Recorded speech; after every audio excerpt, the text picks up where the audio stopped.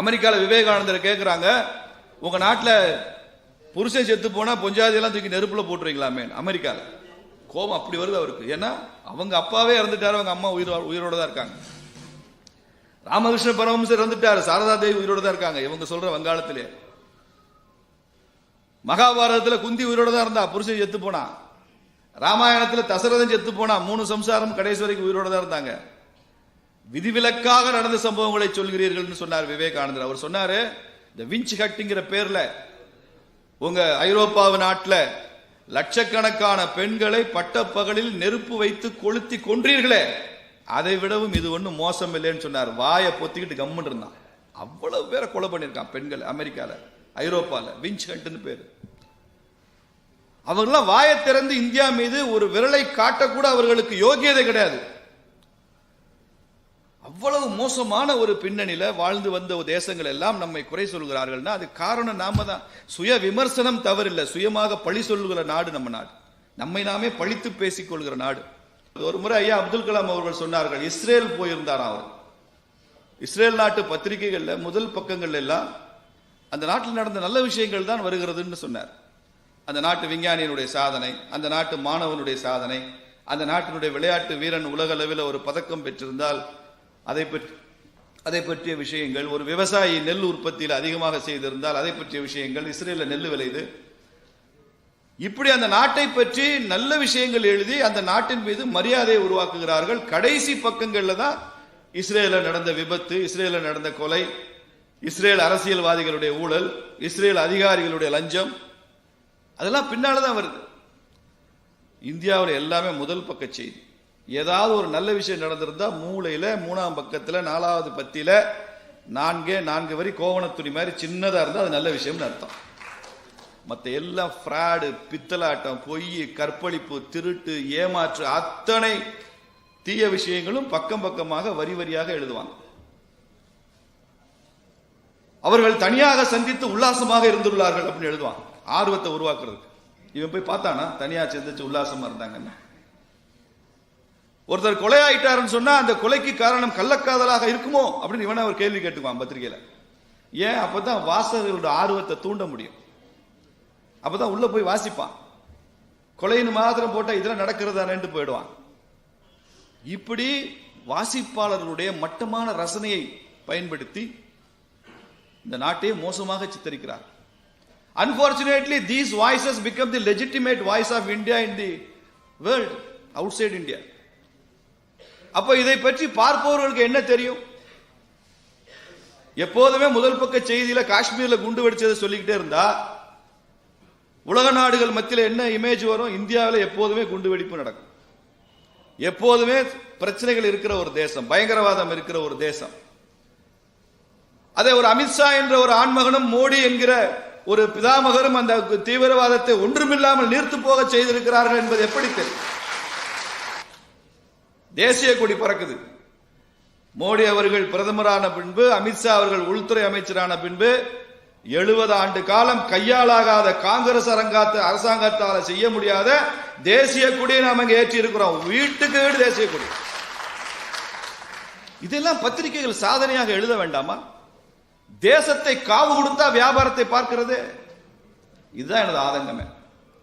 இந்த தேசிய ஊடகவியலாளர் சங்கம், ஊடகவியலாளர் சங்கம் எனக்கு இன்ட்ரெஸ்ட் இல்லை. தேசிய அந்த வார்த்தையை நீங்கள் வைத்திருப்பதற்காகவே உங்களை எவ்வளவு வேண்டுமானாலும் பாராட்டலாம்.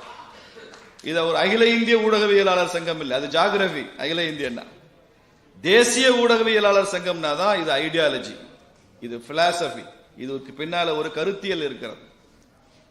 ஐயா தேவர் அவர்கள் சொன்னார், இந்தியா சுதந்திரம் அடைந்தால் கூட இந்த நாட்டில் தேசியவாதிகள் ரொம்ப வருஷத்துக்கு கஷ்டப்பட வேண்டியிருக்கும்னு பசும்பன் தேவர் ஐயா சொல்லியிருக்கிறார். உண்மைதானே? சுதந்திரம் அடைந்த பிறகு கூட இந்த நாட்டில் அதிகம் கஷ்டப்பட்டவங்க யாரு? தேசியம் பேசுகிற தேசியவாதிகள் தான். யாரெல்லாம் ரொம்ப சுகமா இருந்தா, இந்த தேசத்துக்கு எதிராக வேலை செய்யறவெல்லாம் சுகமா இருந்தான். நீ தேசபக்தனா இருந்தேன்னு சொன்னா உனக்கு அடிதடி கிடைக்கும், லத்தி சார்ஜ் பண்ணுவாங்க, கண்ணீர் போக்கு கிடைக்கும். நீ பயங்கரவாதியா இருந்தேன்னா சிறையில் பிரியாணி கிடைக்கும், செல்போன் கிடைக்கும், டிவி கிடைக்கும். அப்படி ஒரு சூழல் இந்த நாட்டில் இருந்ததா இல்லையா? அதையெல்லாம் மாற்ற வந்ததுதான் இன்னைக்கு பாரதிய ஜனதா கட்சி என்பதை நான் இங்கே பெருமையோடு சொல்லிக் கொள்கிறேன். இன்னைக்கு உலகத்தின் பல நாடுகளில் இருந்து இந்தியர்கள் நாங்கள் திரும்ப பெற்றுக் கொள்கிறோம் இந்தியர்களேன்னு ஐயா மோடி அறிவிச்சா இந்தியா இயங்கிக் கொண்டிருக்கோம், உலகம் இயங்காது என்பதை நாம தெரிந்து கொள்ளும். துபாய் இயங்காது, சவுதி இயங்காது, அமெரிக்கா இயங்காது, அழிச்சு போவோம் இந்தியர்கள் இல்லைன்னா. அதனாலதான் இன்னைக்கு மோடி எங்கே போனாலும் பெருமை. அப்படி தேசம் ஒரு புதிய உச்சத்தை தொட்டு கொண்டிருக்கிறது என்பது தெரியுமா? நமது இளைஞர்களுக்கு அதை பற்றிய பாடம் இருக்கா? இதை பற்றிய பெருமையை அவர்களுக்கு நாம் சொல்லுகிறோமா? நமது பத்திரிகைகள் மூலமாக போகிறதா? எதெல்லாம் மக்களுக்கு நியூசன்ஸ் வேல்யூவோ அதெல்லாம் பத்திரிகைக்கு நியூஸ் வேல்யூ. ஒரு மனைவி கணவனுக்கு தேநீர் போட்டு கொடுத்தா, கணவன் வந்த உடனே எனக்கு ஒரு வடை செய்து விடு என்றான், உடனே வடை செய்து கொடுத்தால் அப்படின்னா அது நியூஸ் கிடையாது. கணவன் வீட்டிற்கு வந்து ஒரு வடை வேண்டும் என்றால் உனக்கெல்லாம் ஒரு வடையா என்று எண்ணெய் சட்டியை தூக்கி தலையில் கொட்டினால் அது செய்தி. தமிழ்நாட்டில் ஒரு 10,000 பஸ் ஆபரேஷன் தினசரி நடந்துட்டு இருக்கு. 10,000மோ 20,000மோ. ஆரப்பாளையம் பேருந்து நிலையத்திலிருந்து கிளம்பிய அந்த பேருந்து சரியாக கோயம்புத்தூருக்கு சரியான நேரத்தில் சென்றதுன்னா அது செய்தி கிடையாது. இடையிலே டிரைவர் போதையிலே தள்ளாடினார், அது போய் மரத்தில் போய் மோதினார்னா அது செய்தி. அப்போ விதி நியூஸ் கிடையாது, விதி விலக்கு தான் நியூஸ். ஆனால் அதை தொடர்ந்து நாம் படிக்கும் போது என்ன செய்கிறோம்? இந்த விதி விலக்கு தான் விதியாக இந்த சமுதாயத்தில் நடந்து கொண்டிருக்கிறது என்று நினைக்கிறோம். நம்மை சுற்றி தவறான விஷயங்கள் தான் நடந்து கொண்டிருக்கின்றன, நல்ல விஷயங்களே இல்லை என்று நினைக்கிறோம். இன்னும் ஆயிரக்கணக்கான இந்த நாடே கெட்டு போச்சுன்னு நினைக்கிறோம். நான் பல சமயங்களில் கல்லூரி மாநாட்டு கேட்டது உண்டு, இந்த நாட்டோட அரசியல்வாதி எல்லாம் மோசம்னு சொல்றவன் கை தூக்கு. கிட்டத்தட்ட எல்லாரும் கை தூக்கிறோம். அரசியல்னாலே அவனுக்கு ஒரு அலர்ஜி. இந்த நாட்டினுடைய அரசு அதிகாரிகள்லாம் சரியில்லைன்னு சொல்றவன் கை தூக்கு தம்பி. கிட்டத்தட்ட ஒரு பாதி பேர் கை தூக்குவான். நான் சொல்வேன் மிச்ச பேர் கவர்மெண்ட் ஆபீஸ்க்கு போயிட்டு வந்ததில்லை, நீ போய் பாரு, அதுக்கப்புறம் அவனும் மோசம்னு சொல்வேன். ஆசிரியர்கள் கூட சரியில்லை என்று சொல்லுபவர்கள் கை தூக்கு, கொஞ்சம் பேர் கை தூக்குவான். கடைசியா ஒரு பஞ்ச் கேள்வி, எங்க அப்பா அம்மா சரியில்லைன்னு சொல்றவன் கை தூக்குன்னு கேட்பேன். இதுவரைக்கும் இந்தியாவில் ஒரு இடத்துல ஒரு மாணவன் கூட எங்க அப்பா அம்மா சரியில்லைன்னு கை தூக்கியதே கிடையாதுங்க. கோடிக்கணக்கான தாயும் தந்தையும் நல்லவர்களாக இருக்கிற ஒரு தேசம் நல்ல நாடாகத்தானே இருக்க முடியும். ஒரு மாணவன் கூட சொன்னது இல்லையா, என் பையன் சரியில்லைன்னு சார் சொன்ன அப்பா அம்மாவை பார்த்திருக்கேன், எங்க அப்பா அம்மா சரியில்லைன்னு சொன்ன பையனை நான் பார்த்ததே இல்லை. அப்போ இவ்வளவு நல்லவர்களை உருவாக்குகிற ஒரு நாடு உலகத்தில் எங்கெங்க இருக்கு? எங்கேயும் கிடையாது. இவ்வளவு சேரிட்டி இருக்கிற நாடு எங்கேயும் இல்லை, இவ்வளவு கன்சர்ன் இருக்கிற நாடு எங்கேயும் இல்லை. இத்தனை பேர் கொள்ளையடித்து இத்தனை ஆயிரம் ஆண்டுகள் கொள்ளையடித்த பிறகும் கூட இந்த தேசத்தில் மிச்சம் இருக்கிற அளவுக்கு உற்பத்தி செய்ய தெரிந்த தொழிலாளர்களும் தொழில் முனைவோர்களும் இருக்கிற ஒரு தேசம் உலகத்தில் எங்கேயும் கிடையாது. இவ்வளவு குழந்தைகளை பெற்றுக்கொள்ள விரும்புகிற நாடு இல்லை. நாம பார்க்கிற ஸ்வீடன், நாம பார்க்கிற சுவிட்சர்லாந்து, ஹாலந்து, போலந்து, இந்த நாடுகள்லாம் இருக்காது 50 வருஷத்துல உலக வரைபடத்தில். ஏன்? அங்க யாரும் குழந்தையை பெற்றுக்கொள்ள முன் வருவதில்லை. கிழடு தட்டி போன நாடுகள், கிரே எக்கானமி, மக்கள் தொகை ரொம்ப வேகமாக குறைந்து கொண்டே போகுது. அங்கே ஆளே இருக்க மாட்டான். இந்தியா மாத்திரம்தான், இந்திய அன்னை மாத்திரம்தான். நீங்க கார்ட்டூன் போட்டீங்கன்னா உலகத்தில் 10,000 ஆண்டு காலம் வாழ்ந்த இந்திய அன்னை, ஆனால் கார்ட்டூன்ல பாத்தீங்கன்னா 25 வயசு பொண்ணு மாதிரி சிரிச்சுக்கிட்டு இருப்பா. என்றும் இளமையாக இருக்கிற ஒரு நாடு பாரத நாடு தான். இதெல்லாம் நம்ம நாட்டினுடைய அசட்டுங்க. இதெல்லாம் வெளியில சொல்ல வேண்டாமான்னு கேட்கிறேன். ஒருத்தர் தண்ணியை போட்டுட்டு தள்ளாடிட்டு இருக்கிறான், அவங்க கிட்ட போய், டே உங்க அப்பா எப்படிப்பட்டவர் தெரியுமா, உங்க அண்ணன் எப்படிப்பட்டவன் தெரியுமா, உங்க தாத்தா எப்படிப்பட்டவர் தெரியுமா, அவர் வந்தா ஊரே எந்திரிச்சு நின்று கைத்தட்டி வரவேற்கு தெரியுமா, இப்படிலாம் சொல்லி அவனுடைய பெருமையை சொன்னா தானே அவன் திருந்துவான். நான் சரியில்லாதவன், என் பாரம்பரியம் சரியில்லை, எனது முன்னோர்கள் தவறு செய்து விட்டார்கள், இங்க எல்லாம் ஜாதி பேரை சொல்லி சண்டை போட்டுக்கிட்டு இருந்தான், நமது பெண்களை எல்லாம் அடக்கி வைத்திருந்தோம், புருஷன் செத்து போனா நெருப்புல தூக்கி போட்டு கொளுத்தணும், இப்படி இல்லாததும் பொல்லாதமாக சொன்னா ஒரு இளைஞனுக்கு எப்படி தன்னை பற்றிய பெருமித உணர்வு வரும்? இன்னைக்கு தமிழ்நாடு முழுவதுமாக திராவிட முன்னேற்ற கழகம் SIRக்கு எதிர்ப்பு தெரிவித்து போராட்டம் நடத்துறாங்க. எனக்கு ரொம்ப ஆச்சரியமா இருக்கு. கிட்டத்தட்ட 60-70 வருஷமா அரசியல்ல முக்கியமா தமிழ்நாட்டின் மூலமாக தேசிய அரசியலை நடத்தும் சில காலகட்டங்கள் இருந்தும் கூட SIR ஏதோ இன்னைக்கு பிறந்து ஏதோ பிஜேபி மூலமாக வாக்காளர் பட்டியலை மாத்துறதுக்கு நாங்க எடுத்துட்டு வந்த ஒரு கான்ஸ்பிரசி மாதிரி அதுக்கு எதிர்ப்பு தெரிவித்து போராட்டம் நடத்துற திராவிட முன்னேற்ற கழக கட்சிக்கு நான் சொல்ல விரும்புறேன், இதுக்கு முன்னாடி இந்த நாட்டில் எத்தனை முறை எஸ்ஐஆர் நடந்திருக்குன்னு உங்களுக்கு விவரமா எடுத்து சொல்லணும். 1952-56 அந்த காலகட்டத்தில் எஸ்ஐஆர் நடந்திருக்கு, 57ல நடந்திருக்கு, 57ல, 61ல நடந்திருக்கு, 65ல எஸ்ஐஆர் நடந்திருக்கு, 66ல நடந்திருக்கு, 83, 84 அப்ப கூட நடந்திருக்கு, 87, 89 அப்பவும் எஸ்ஐஆர் நடந்திருக்கு, 92ல நடந்திருக்கு, 93ல நடந்திருக்கு, 95ல நடந்திருக்கு. அதுக்கப்புறம் 2002, 2003, 2004, அதாவது மொத்தம் சேர்த்தா 10 முறை 2000 the year 2000க்கு முன்னாடி 10 முறை நடந்திருக்கு. 2000ல இருந்து ஆரம்பிச்சு 2004ல 3 முறை நடந்திருக்கு. அதெல்லாம் எஸ்ஐஆர் இல்லீங்களா? அப்போ அந்த எஸ்ஐஆர்லாம் நடந்த போது காங்கிரஸோட தோழமை கட்சியா பல கட்டங்கள்ல மத்திய அரசியலையும் பங்கேற்று இருக்கக்கூடிய டிஎம்கே இப்ப ஏதோ பிஜேபி சுயமா ஏதோ கிரியேட் பண்ணி ஒரு பெரிய பூதத்தை எடுத்துட்டு வந்தாங்கிற மாதிரி கொடி பிடிச்சிட்டு போராட்டம் நடத்துறது எதுக்கு? ஏன்னா எதுக்கு பண்றாங்க அவங்க? நான் கொஞ்சம் நேற்றுக்கோ முந்தின நாளோ அதுக்கு முன்னாடி ஞாயிற்றுக்கிழமை பேசியிருக்காருன்னு நினைக்கிறேன் முதலமைச்சர், மாண்புமிகு முதலமைச்சர் திரு ஸ்டாலின் அவர்கள் ஒரு வீடியோ மெசேஜோ ஏதோ கொடுத்திருக்காரு.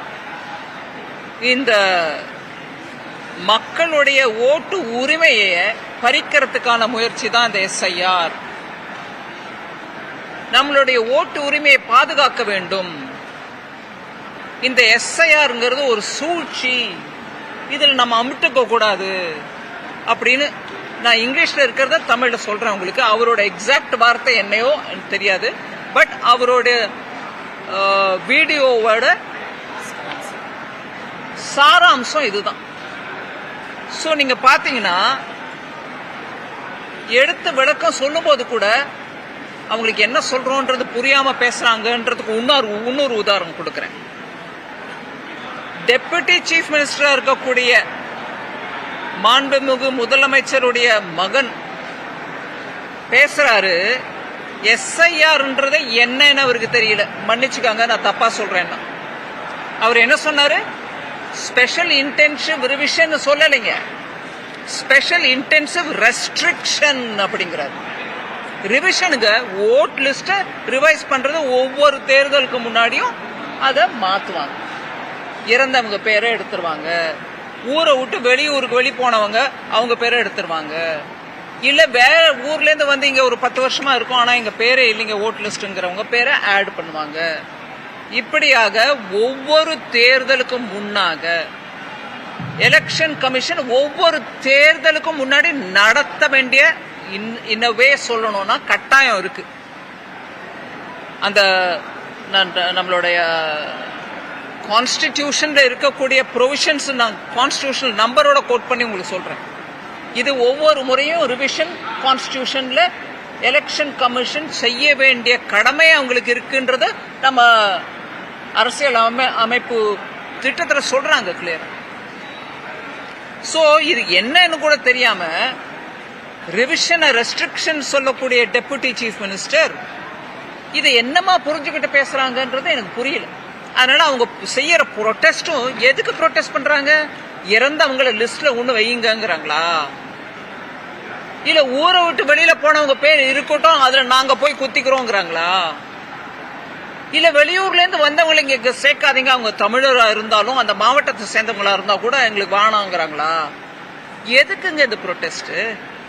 இப்ப வரைக்கும் இருந்த ஒரு 10 முறையோ 13 முறையோ நீங்களும் அப்பவும் இருந்திருக்கீங்கல்ல, அரசியல் அப்பவும் இருந்திருக்கீங்க, தமிழ்நாட்டில் அப்பவும் ஆட்சியில இருந்திருக்கீங்க, சில சமயம் எதிர்கட்சியா இருந்திருக்கீங்க. அப்பெல்லாம் எஸ்ஐஆர் தப்பா தோணலையா? அதனால எனக்கு என்ன தோணுதுன்னா இவங்க ஆட்சி இன்னவே சீர்குலைஞ்சு இருக்கு. தமிழ்நாடு